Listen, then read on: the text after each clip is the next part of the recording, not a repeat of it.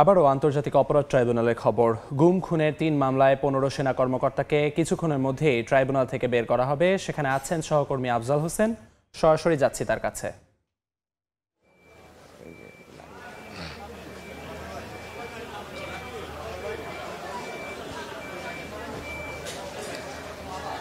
গুমের ২টি মামলা এবং জুলাই আগস্টের হত্যাযজ্ঞের এক মামলায় ১৫ জন সাবেক বর্তমান সেনা কর্মকর্তাকে কারাগারে পাঠানোর নির্দেশ দিয়েছেন। এখন আসামিদের কারাগারে নেওয়ার প্রক্রিয়া সেটি চলছে। আপনারা দেখতে পাচ্ছেন যে আইন শৃঙ্খলা বাহিনীর তৎপরতা, সেই তৎপরতা কিন্তু আমরা দেখতে পাচ্ছি। আর তাদেরকে কারাগারে নিয়ে যাওয়া হবে।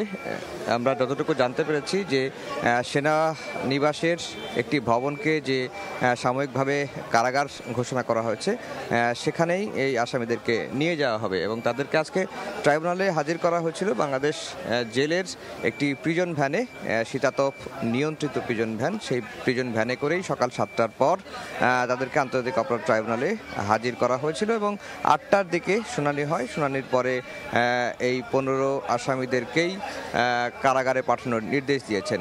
গুমের 2টি মামলা এবং জুলাই আগস্টের রামপুরা এবং বনশ্রী এলাকায় 28 জনকে হত্যার আরেকটি মামলা। আমি যদি একটু পার্থক্য করে বলি, গুমের 2 মামলায় আজকে 13 জন সেনা কর্মকর্তাকে ট্রাইব্যুনালে হাজির করা হয়েছিল, আর রামপুরায় 28 জনকে হত্যা মামলা জুলাই আগস্টের, সেই মামলায় 2 জন সামরিক কর্মকর্তাকে ট্রাইব্যুনালে হাজির করা হয়েছিল। মোট 15 জন।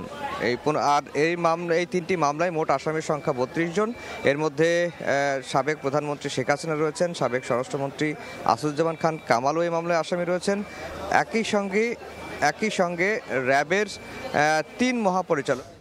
সরাসরি যুক্ত ছিলাম আন্তর্জাতিক ট্রাইব্যুনালে।